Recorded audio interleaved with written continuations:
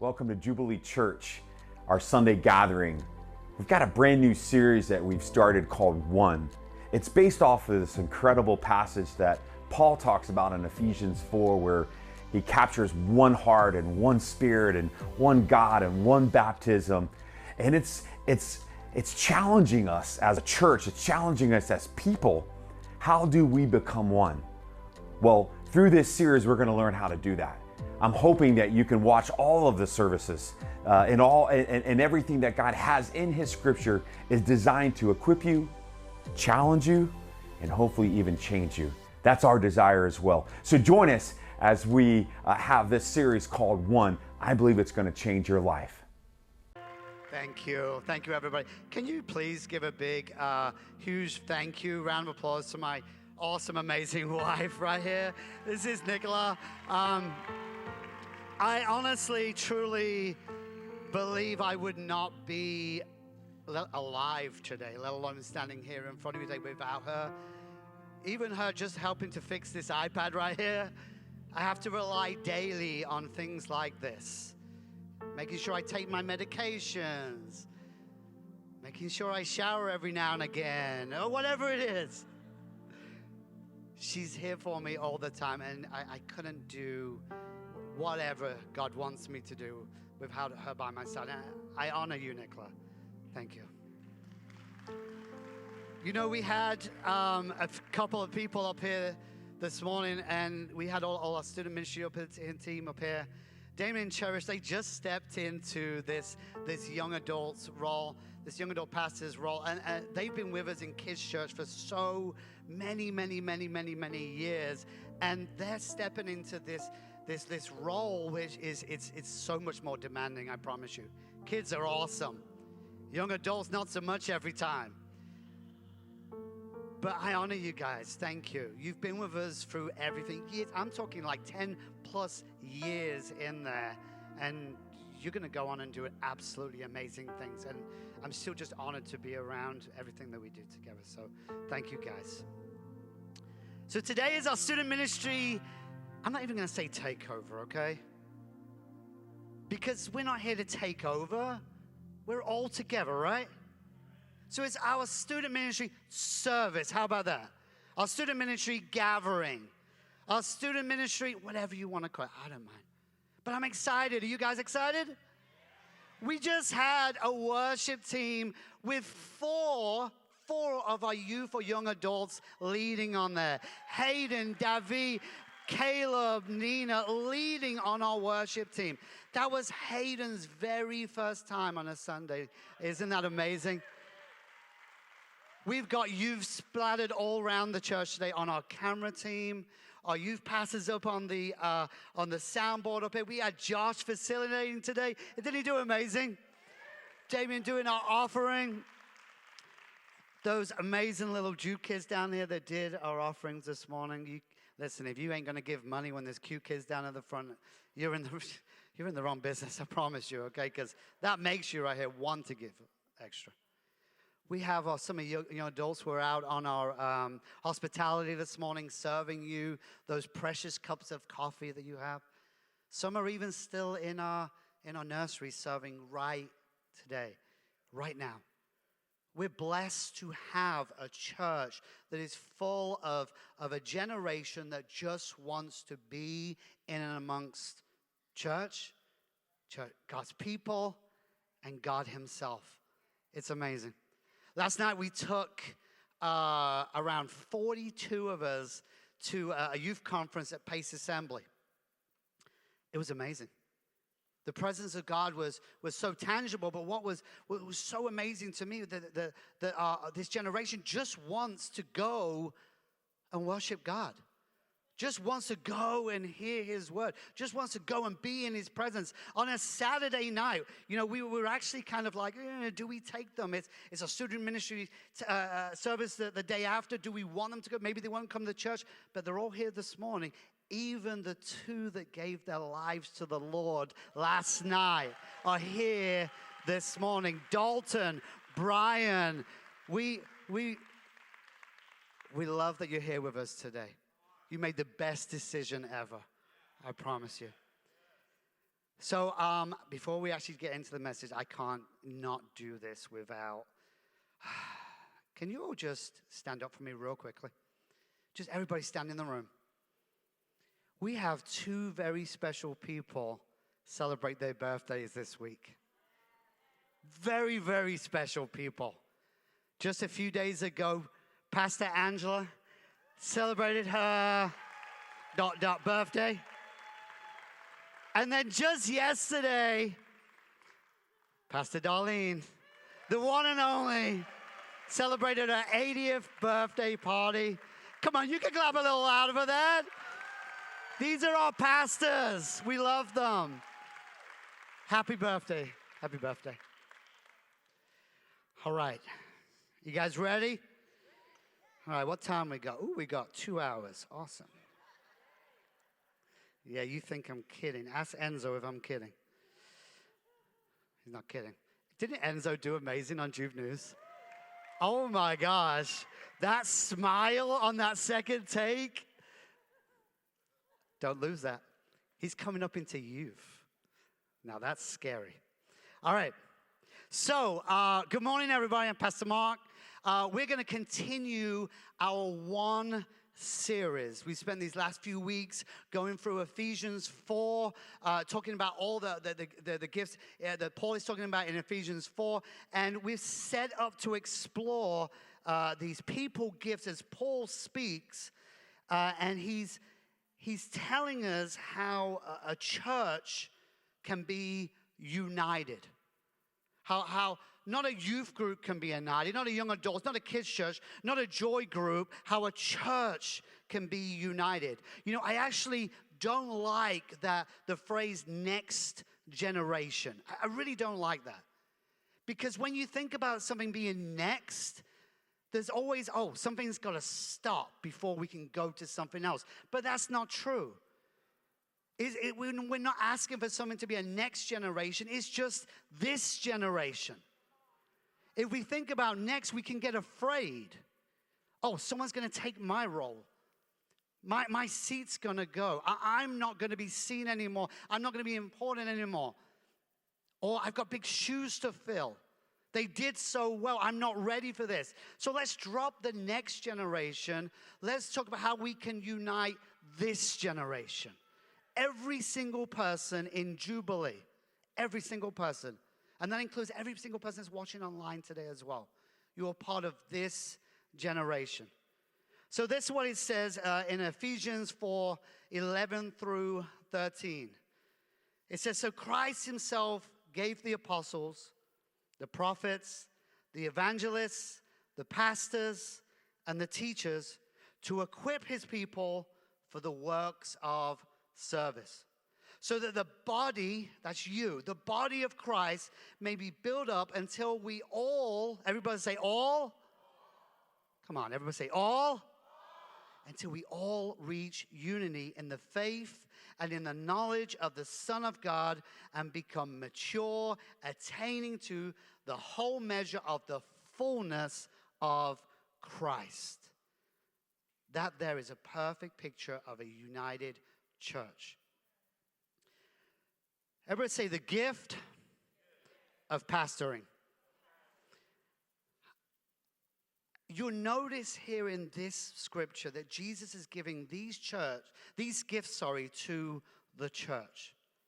He hasn't singled out individuals. These gifts are given to the church. This is also that we can be equipped, we can be built up to unify us and then to grow us and send us out to serve. And that's the aim that we all should have. A balance of all these amazing gifts let loose in a new way throughout a unified church. So what is a pastor? Today I want to bring you a message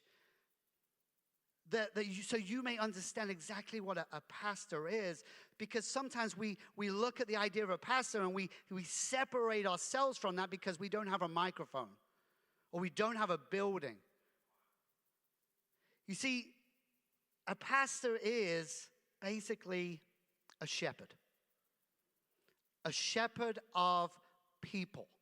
Now, when we think of a shepherd, obviously we think of flocks of sheep. Now, we don't really see flocks of sheep walking down the streets of Pensacola, and we're not about to see that anytime soon. Where I'm from in England, we have a lot of countrysides, so you'll see a lot of sheep in and around the countrysides, but you very rarely see a shepherd.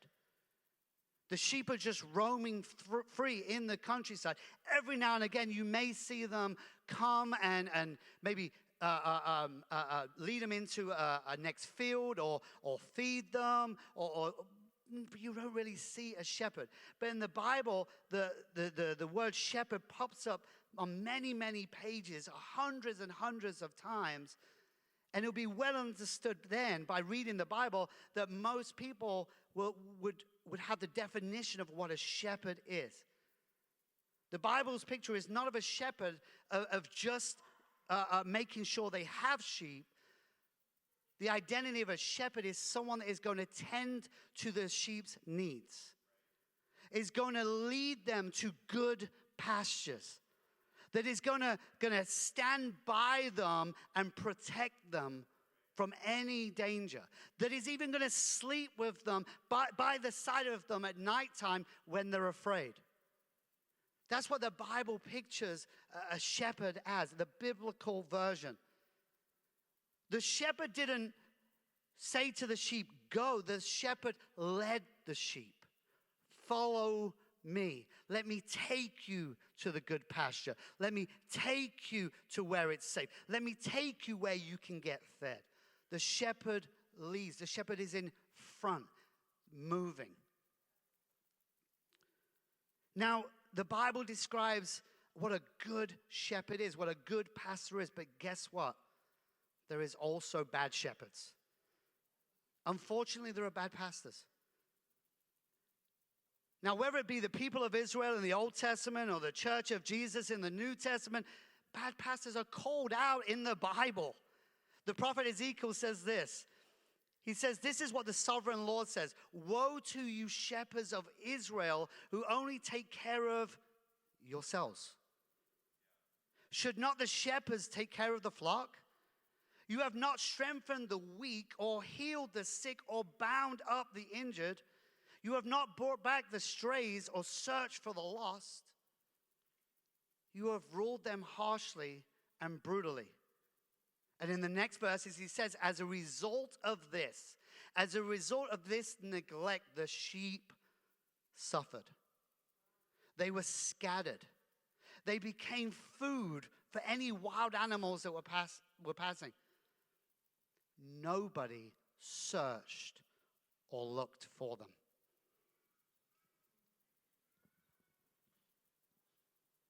In the sacred halls of church so grand, a special child with gifts did stand.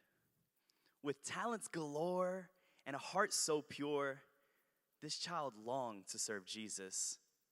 Of this they were sure. Adults around with weary eyes dismissed the gifts to this child's surprise. They silenced the child's voice, dimmed the light, not understanding the divine calling, but the child did not fight.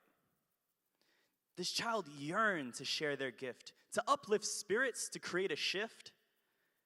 This child was told, stay in your place. You're just a child. You lack the grace.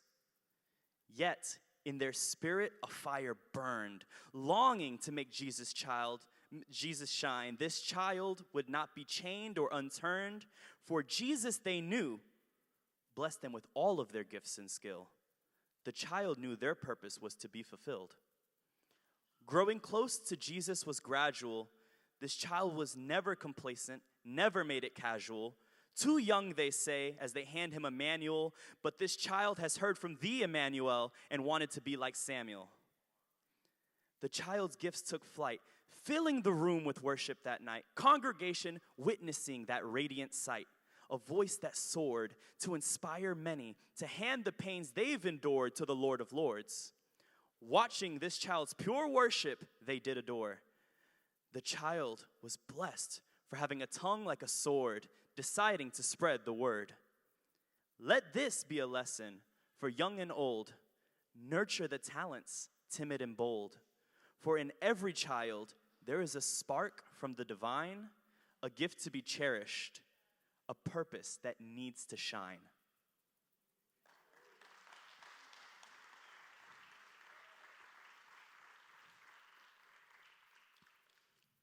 No one searched for them. No one looked for them.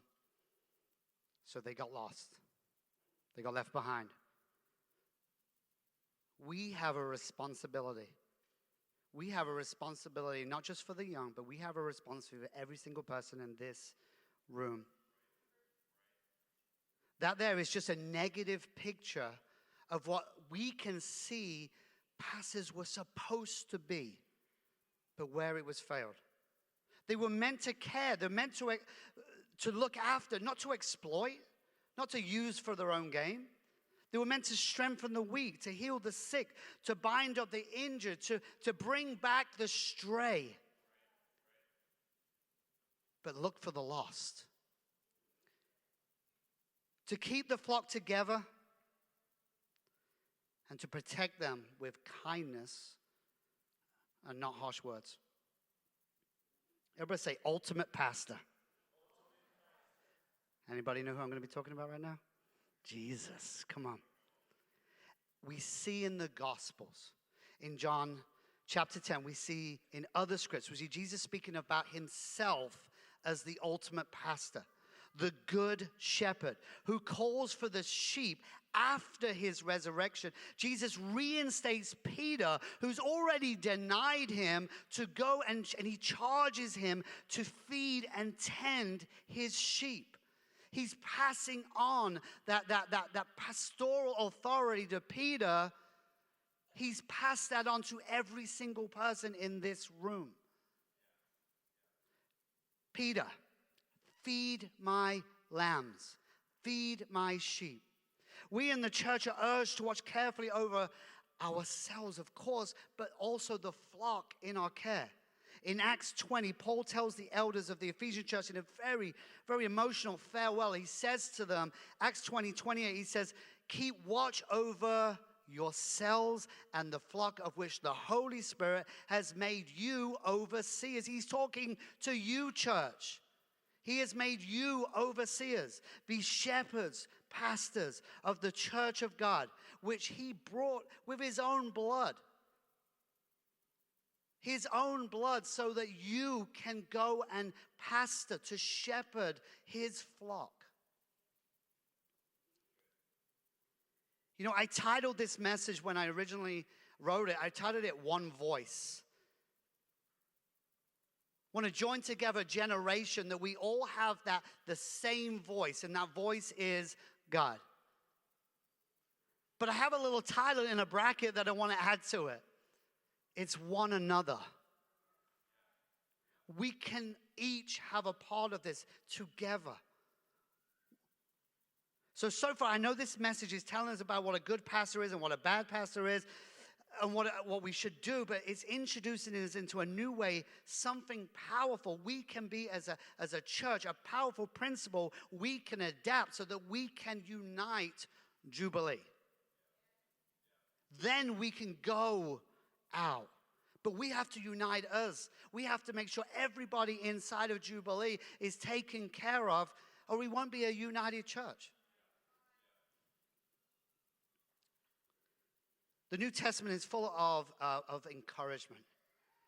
It even commands all of us as a church to be pastors one another. It's not just me telling you today, go and encourage someone, go pastor. The Bible commands us. We might call it one anothering, maybe. Having the same voice throughout the church, which is supporting one another, equipping, empowering every single person in our church to look after each other, to care for one another. I have these slides that are going to come up, and these are one another's. These one another's that reveal the heart of God for his people. To be at peace with one another. To love one another. Honor one another. Live in harmony with one another. Instruct one another. greet one another, serve one another, carry one another's burdens, bear with one another. Be kind and compassionate to one another. And forgive one another. If these principles right here, which are biblical principles, if we live by these 10 principles right here, we are a united church. Because it doesn't matter what they've said. It doesn't matter what they've done. It doesn't matter what they look like. It doesn't matter how old they are. It doesn't matter their background. It doesn't matter the color of their skin. It doesn't matter what country they're from. It doesn't matter. It doesn't matter. It doesn't matter, because we will bear with it. We'll forgive everything. We'll come back and we'll serve each other. God says this is how we have one voice. We have a united church. And I know there's people in this room that have done you wrong. I know there's the people in this room that have got on your nerves. I know there's people in the room you may not even like. I might be one of them. But it's okay, because God says you got to forgive me. God says you got to bear with me. God says you got to serve me.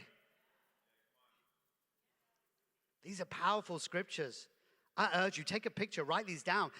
Go look at the Bible yourself and see where God is talking about these scriptures right here.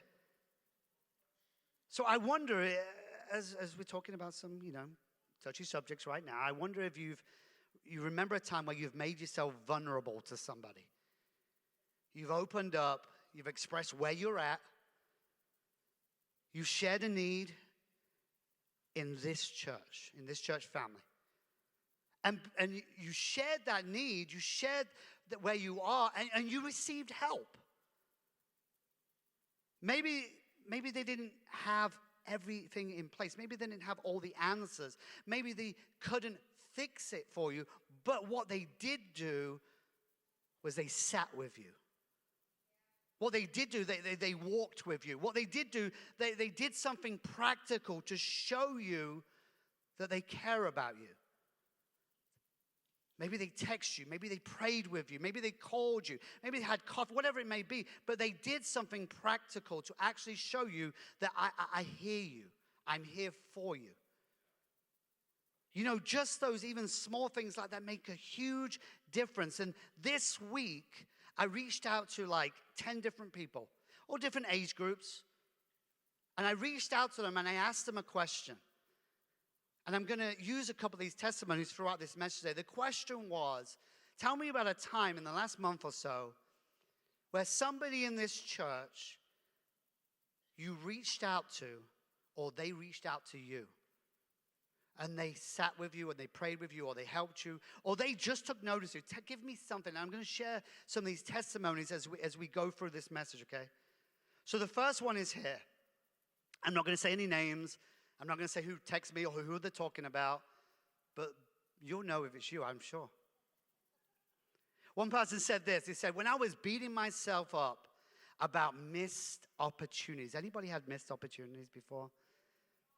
When I was beating myself up about missed opportunities, they helped me open a new perspective on my life. They encouraged me to see the opportunities that God was presenting to me in a different way. They also said they're always checking in on me. Always is in capital letters. They're always checking in on me. And because of that, I was able to open up about a difficult situation. I was able to open up about my living situation, which is hard for me because this is not me, this is them. It is hard for me because I'm such a positive person. But lending that ear, making sure I had somewhere to go, I felt supported. That's a great piece of testimony right there. In just that one scenario, so many people are affected in that. Imagine what a church would look like if the value of one another was even more at the very heart of who we are. So many of the challenges, so many of the needs faced by every single one of us on a daily basis would generally be helped by those in groups, teams, ministries, families, even just a person over this side of the room, seeing a person over this side of the room, maybe sitting by themselves, getting up and going over and saying, hey, can I sit with you? Hey, come and sit with us. What are you doing after church? What's been going in your life? What if you just reached out and literally just smiled at someone? The effect that could have in somebody's life. I'm not trying to give you a motivational speech. I'm not, but this is biblical.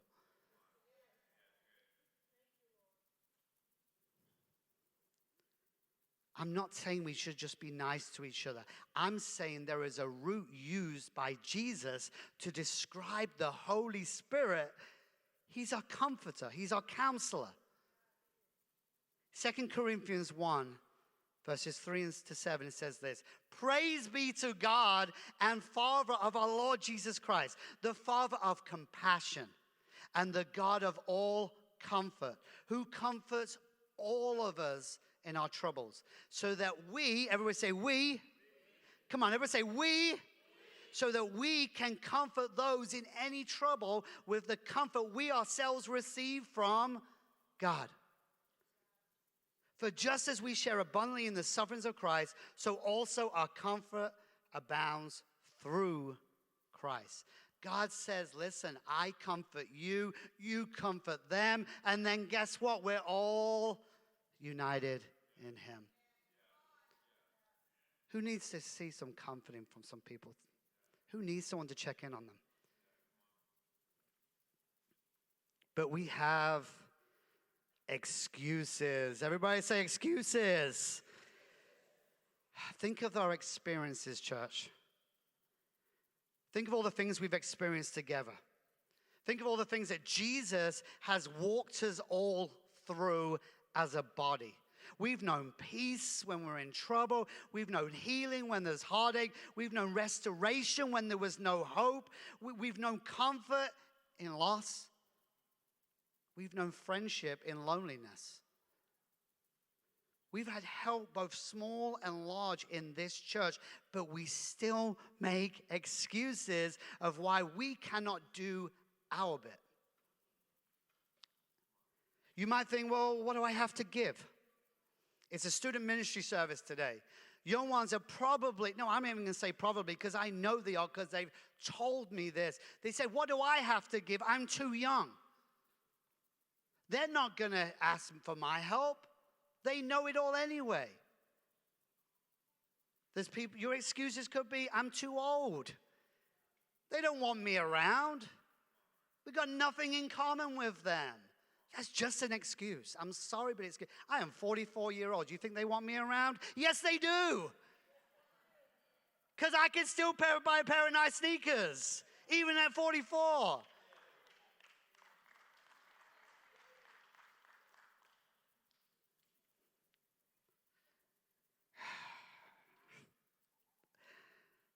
I'm too new.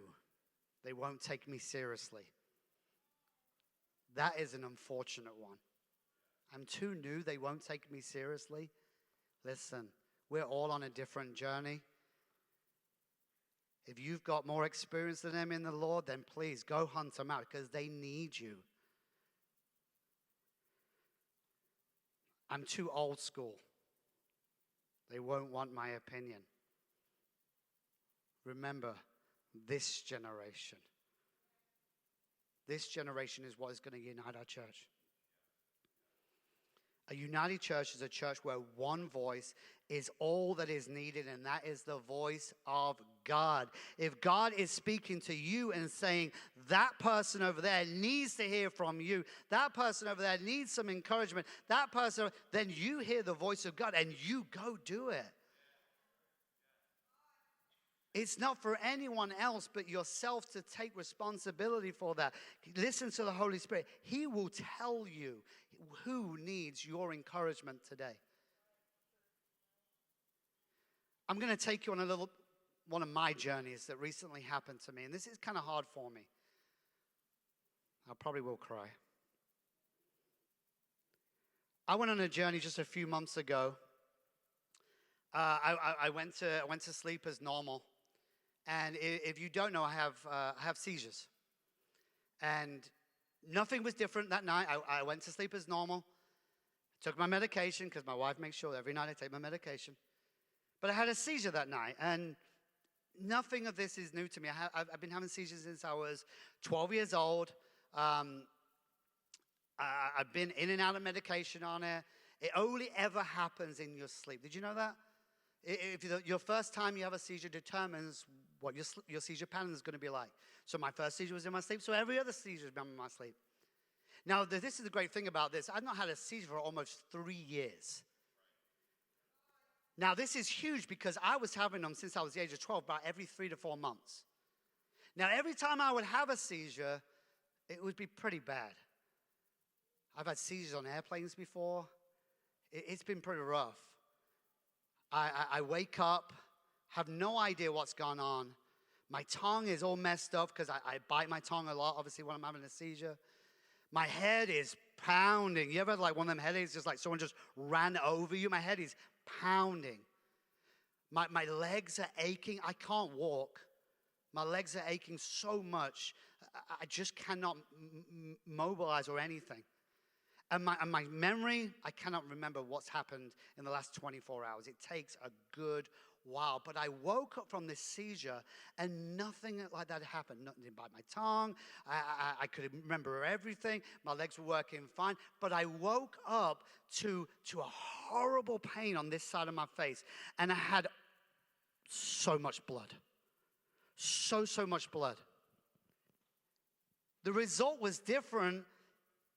But the consequence was far greater this time. I woke up and my wife is standing over to me. And my best friend Damien is standing over me. We've got to take you to hospital. Now, I've been in hospital many times before after seizures. You know, even I had one during COVID and had to go to hospital. That's a different experience. Gosh, if anyone went to the hospital, not for a COVID-related thing, during COVID, and there was no one in the hospital at all. It was really, really creepy, I promise. So we got to the hospital, and the doctor was all the way from Miami, and he's like, I don't know if I can. Listen, I was going to show you a different picture of this. I was going to show you a pre-picture, but I remember there was kids in the room. So the doctor, we were in there 8 hours, and the doctor had to work on my face. I had to have 44 stitches in this eye here and underneath my eye, and I had 16 stitches just onto the side of me right here. And the reason I'm telling you this story is not because I want you to feel sorry for me. I don't want you to see, look at that and say, oh my gosh, Pastor Marvel, why didn't we know? Listen, something happened to me that had never happened. I'm a pretty confident person. I'm an extrovert. I'm out there. But when this happened, my life changed for a short amount of time. Something come over me. It was called insecurity. Something come over me. It was called shame. I can't remember exactly what day it is, but the next Sunday that came up was Baptism Sunday, and I called out, I can't come up here. I can't be in front of the kids. They're going to be scared of me. So I went into this scenario where I was believing the lies, and I was like, I don't even know if I could. I turned down speaking. I turned down getting, I remember Jessica come to me and asked me in front of a video. I said, I can't do it. I'll be honest to you. Me being up here, right here today, speaking in front of you is the first time since that happened, and it took a lot to get me here. Let me tell you what it took a lot of. It took a lot of my friends, family, and church family to give me the encouragement and the love and the support and everything that went into it to enable just the scenario of me being a shadow of myself, to encourage me to come and be in front of you. I didn't know if I could even go back into kids ministry. Now I've got a scar on my face, and every day my wife tells me, it looks really good. Everybody, I come in and constantly, Rhonda's telling me, your eyes cleared up really well. There's a teacher there's a teacher here called Miss Debbie. Oh my gosh, she gave me like 25 different creams to put on this eye to make sure and Damien every single day. Have you put your cream on? What was it called I was putting on? I don't know, whatever it was. aloe vera. I don't know what it was, but it was something just to make sure so it doesn't scar. Listen, without the love and support and encouragement, I could have fell into so much more than what I was. We're a church that needs this. We're a church that have people in it. You don't know what they're going through, the level they're going through at. The insecurities. The question is, though, will I take my experience, will I take my journey, what I went through, what support I got, and then take it and go and put it into someone else's journey? Be a part of their journey. Help them get through their insecurity, their doubt, their shame. Yes, I will. Because God tells me that's what I'm to do. If I'm going to be a pastor, that's what I'm going to do. As people, we're naturally self-focused. But in Jesus, we've been rescued. We're in this process. Everybody say process. It's not just a click your finger, the light comes on and everything goes away. We're in a process of being changed from the inside out. Some of us are just a little further along the process than others. I never thought when this happened to me that any insecurity would come over. I guess I wasn't further along the line that I thought I was. Or maybe it was just that part of that process that I'd never experienced before, so I didn't know how to handle it. That's where you guys come in. That's why we all need help. Second person who messaged me back said this. A collection of pastors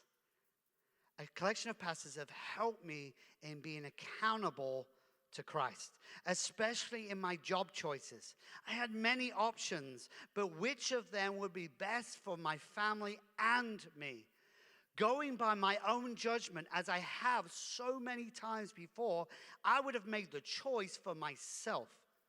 For the guidance of those who surround me, I ended up in the best possible situation for everyone involved. That guidance and push to pray on it and seek God was huge. Pastors saying, wait on God. Pastors saying, hear God. That's the support that he needed, and that's the support that he got. This person could have easily have just done what he'd done before, but what he did was best for everybody. Jesus changes us so that we can be others-centered.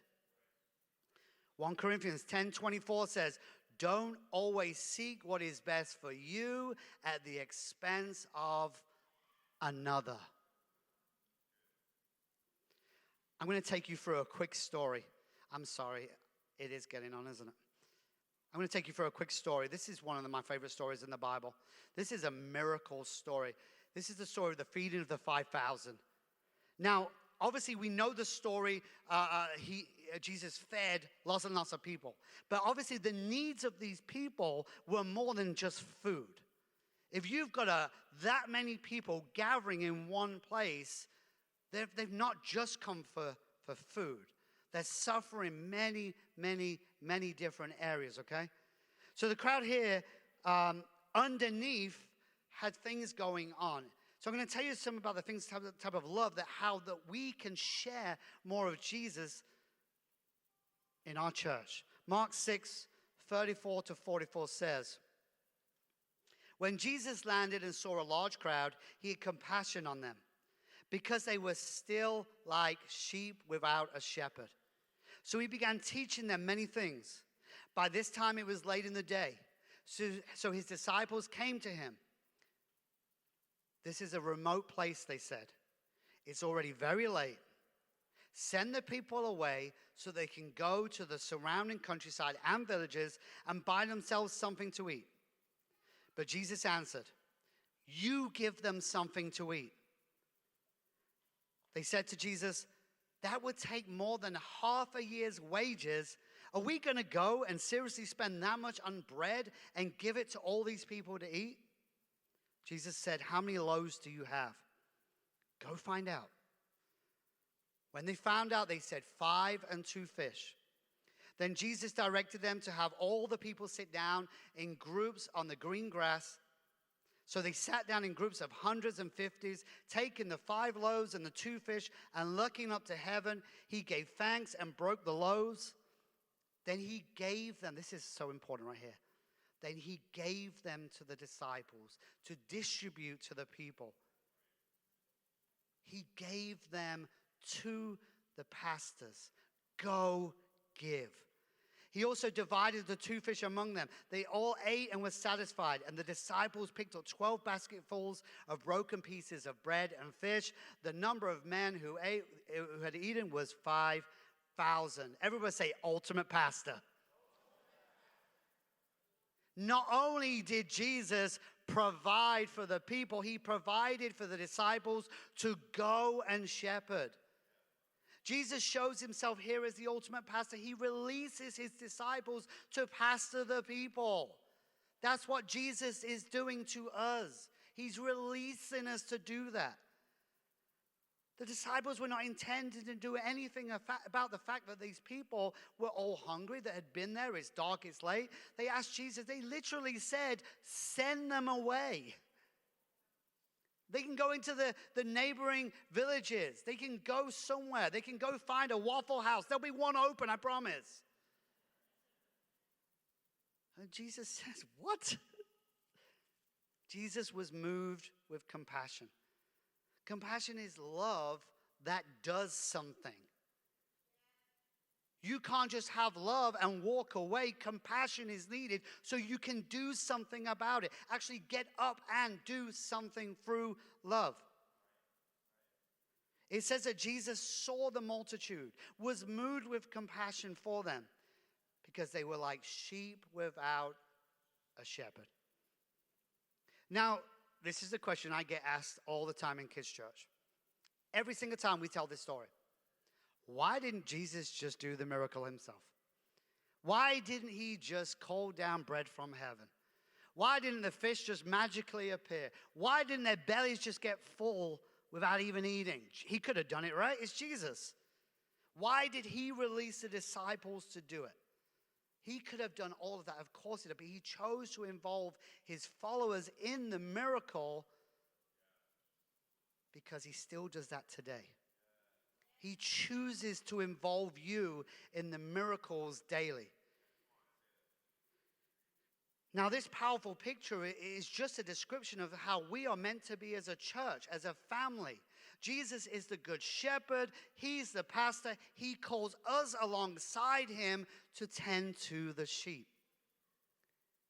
It's a very simple but powerful description. In the Amplified version, in 1 John 3:18, it says this: little children, believers, dear ones, let us not love merely in theory, with word or with tongue, giving lip service to compassion, but in action and in truth, in practice and in sincerity, because practical acts of love are more than just words. It's okay to say, I love you, but if you have nothing that follows through, it is just words. Something has to come out of the action of love. This sort of love doesn't come naturally, though, sometimes. It's hard to go and do something for people that you may not have something in common with or you may not know. I get it. It's not naturally. But we need to learn that the signs and the signals that other people send out. It might mean that we have to recognize that people struggle more than we think we do. There are struggles that are going on, maybe even on this stage today with all these amazing people leading worship. They may be having struggles that you may just see a person leading worship, but the struggles that they may go through, you will never know unless you find out.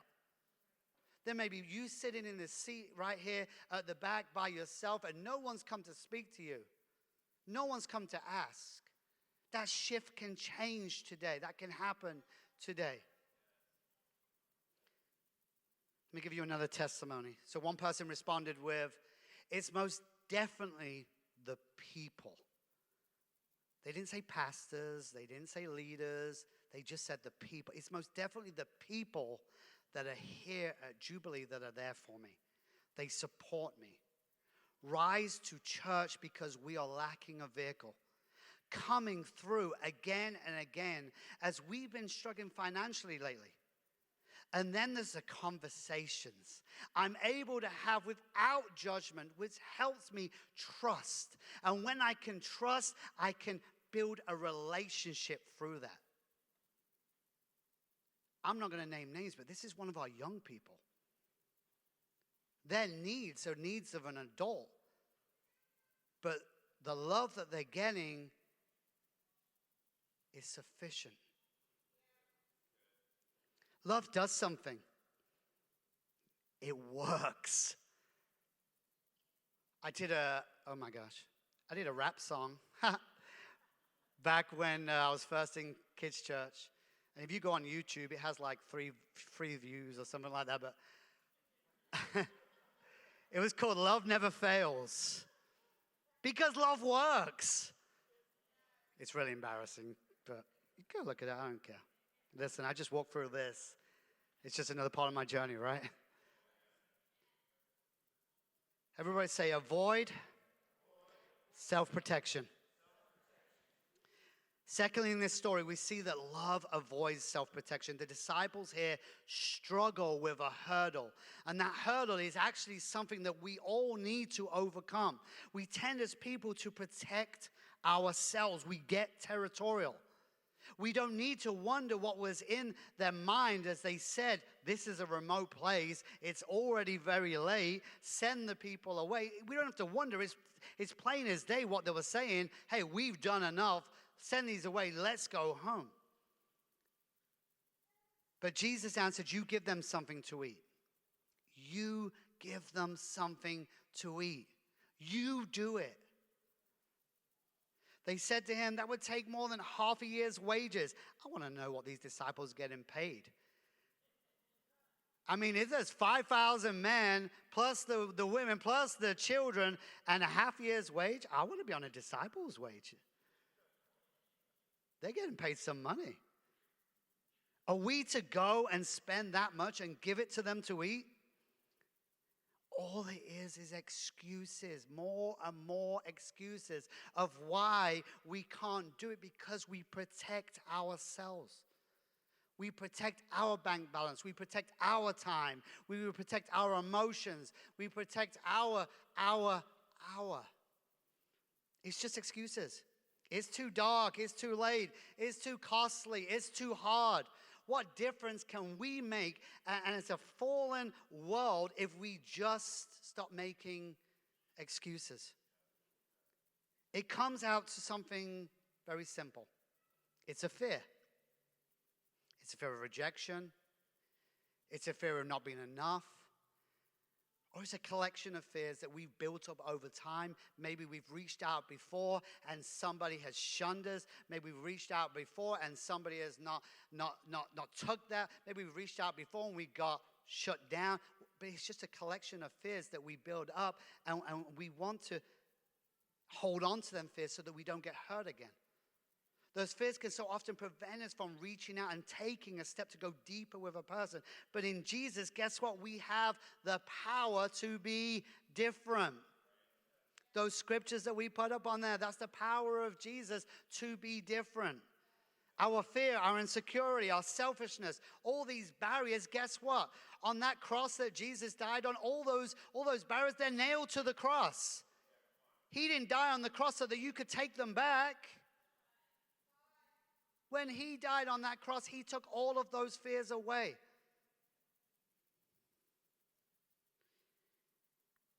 Jesus says, you feed them.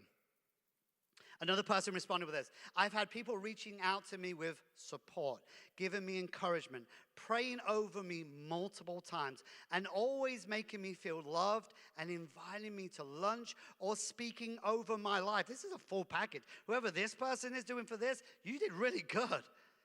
And all this started with people bringing me to church. So somebody that was here brought somebody to church, pulling them up to the altar and speaking over my family. Now my family are here sitting with me, beside me. That's the power of love right there. Bringing them to church, praying over them, speaking into their life, praying over their family. Family comes. What this person then is doing is just completing the circle. What they're receiving, now they're doing to their family. And now their family are here, the family are believers. And guess what the family is doing now? They're completing the circle. This person learned down how to put down their own barriers and ask for help. Love avoids self-protection. We just got a couple more, I promise. Everybody say, into the hands of Jesus. Into the hands of Jesus. Love places what we have in Jesus' hands. Mark 6:38 says, how many loaves do you have? He asked. Go and see. When they found out, they said 5 and 2 fish. In this story, the bread and fish were just the resources that were available at the time. It could have been anything, but this was what was available. And the disciples put these resources into Jesus' hands, and Jesus took them and made them into enough. I wonder what resources you have. It might be, as we said, your own journey. That's the resource I have right now. It's my journey. It might be your own experience. It might be the love that you have to share. It might be your practical gifts. It's endless resources we have. We simply put what we have into Jesus' hands, and he blesses it, and let him do the rest. There is nothing that you are short of that Jesus cannot use. Another person responded with, I've been able to use what I have and open up my house and my gifts to provide for people, to love on people, to help them in their time of need. This person didn't just pick that up from nowhere. They received love in the same way. Somebody opened up their house to them. Somebody helped them in their time of need. And they're just receiving that love, taking what they have, put it into Jesus' hands, and then letting him do the rest. I know it's hard to open up our time in our house sometimes. But what comes out of it is great joy. What a difference it makes to people who use their gifts to bless others.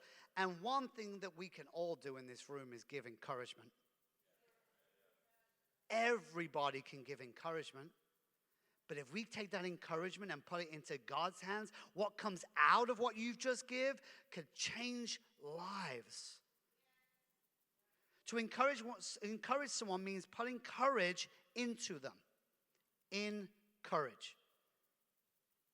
Installing courage for them to go and encourage others, to uplift them, to encourage someone every Sunday as we gather, as we choose to look around for people who the Holy Spirit is leading us towards and saying, welcome.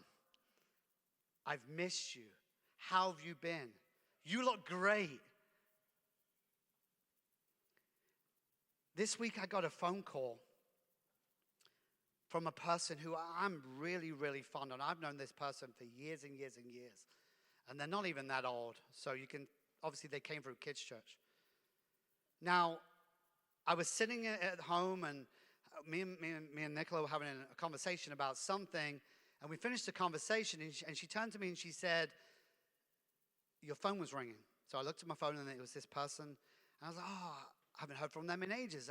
I'll give them a call back in the morning. And Nicholas says, no, you should call them back now. I was like, no, it's at 11 o'clock at night. If I call, I know I'm going to get on the phone. It's going to be like a 3-hour conversation, because it always is. This person is an awesome person. They love to talk. She says, no, you should call them back. So I called them back. Immediately answered. Uncontrollable tears. I'm talking like one of them conversations with your kids where they can't breathe. They're crying so much. They told me about their struggles. They told me repeatedly, laying into themselves, I've done this wrong, I'm bad, I'm horrible, there's no way back for me. Repeatedly, again and again, saying, I'm sorry, I'm sorry, I'm sorry. They were convinced that there was no way back for them. my only response was to encourage them. I couldn't do anything at that time but to encourage them. I was fearful for them. I was thinking they was about to do something horrible. I think something horrible was happening too. All I could do was encourage them. All I could do was reassure them, tell them how much I love them, that we love them. Tell them how much that it doesn't matter what they've done. It doesn't matter how far they've gone. There's always a way back with Jesus. We got to pray. I asked them, I said, do you still believe that Jesus is real? And they said, I don't know. Well, I can't pray unless you know. So I started talking to them about God, who God was for them, what God has done for them. And they ended up recommitting their lives back to Jesus on the phone that night. Now that's the good part of the story. Let me tell you the bad part of the story. I asked them to come to church today. And their initial reaction was, no, I've done too much. Everybody knows who I am. People are going to judge me. People are going to look at people. People are going to ignore me. I'm going to get shunned. No, I promise you. I'll be the first one to meet you. I'm sure everyone's going to love you. Okay, I'll come.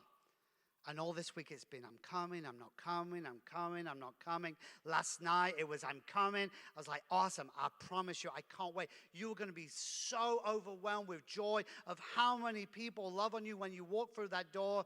And then I got a text this morning, I'm not coming. Their fear was walking into the church and the church not being united to show love. That's an honest fear of people. People have that fear every day. That's why people come in late and leave early. That's why they sit where they're not noticed. That's why you probably don't realize they've been coming to the church for a year or 2 years or 10 years. It's very simple. But can be the opposite of what we do on so many occasions. You may think, oh, I'm the best at that. Every time the person who is facilitating that, I always go high-five everybody. You know, you probably high-five the same people every week. How about get out your seats and go high-five somebody you've never seen before that needs you? Because God tell them someone's going to come and love on them today. Sometimes it's just a smile or a word or a text, a prayer. It can make so much of a difference. Love places what we have into the hands of Jesus. We can all give something and see what God will then make of it. And finally, love draws on Jesus' resources. Mark 6:41-42 says, taking the 5 loaves and the 2 fish and looking up to heaven, he gave thanks and broke the loaves. Then he gave them to his disciples to distribute to the people. He also divided the 2 fish among them. They all ate and were satisfied. Jesus has unlimited resources. Look what Jesus did with a simple to-go box, a simple packed lunch. He took that and he made it into something absolutely amazing. We just give him what we have and remember that our resources are limited, but with Jesus, they're unlimited. Ephesians 3:16 in the NLT says, I pray that from his glorious unlimited resources, he will empower you with inner strength through his Spirit. That's the prayer today. That through his Spirit, we will have unlimited resources to go and show God's love. We don't have to have all the answers. We don't have to have everything that they've gone through to bless somebody. I used to think that I'm not qualified as a person to go help this person or go be around that or sit with that because I've never been through it. I've never felt their pain. I don't know what they're thinking. I don't know. But that doesn't mean I'm not qualified. All that means is I just don't understand the situation. But guess what? God does. And God resources can use what I have and go and meet them and where their struggles are. I pray that there is people in this room that has nothing to do with my journey. But guess what? God speaks to you and comes and helps me in my time of pain. I realize that we don't have to understand someone's needs just because of God's glorious, unlimited resources. Last testimony, last one. The reason I'm sharing 6 of these is because these are exactly what we're talking about today. A young person in our church told me how blessed they were to be part of a church family. Their family doesn't come to church. They get dropped off here every week, and then their family goes home. They come to every event. They're in and amongst us all the time, first to the front. And I know there's people here today that knows what that feels like. They've been to church by themselves. They come by themselves. They leave by themselves. Then this person says, I know what it feels like to be lonely, but then a family in our church asks them to join with their family when taking communion. This meant just this small action. Hey, I see you standing next. Come and join us. That small actions meant so much to this person. She wasn't alone anymore. A simple thing, but it was huge for them. She is now part of a church family. She's complete.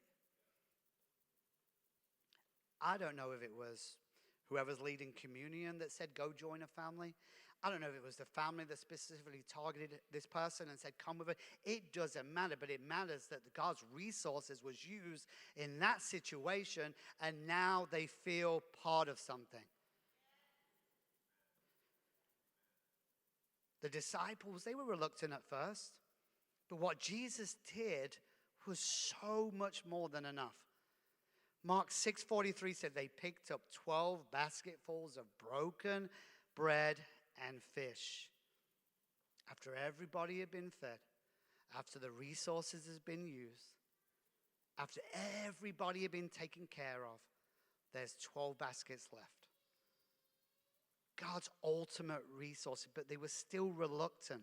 These were just leftovers, but what Jesus did was abundant and so much more than anyone could ask or imagine. So whatever our experience is, whatever we actually have to give, we just give it to Jesus and he uses it.